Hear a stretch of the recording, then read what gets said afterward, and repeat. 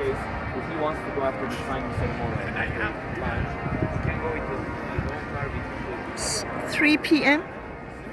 Sunday, and that's St. Paul's. That's the 3 p.m.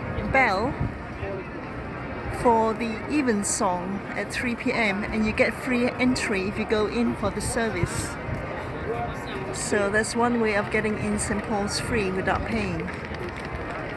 Sunday service, 2nd of June.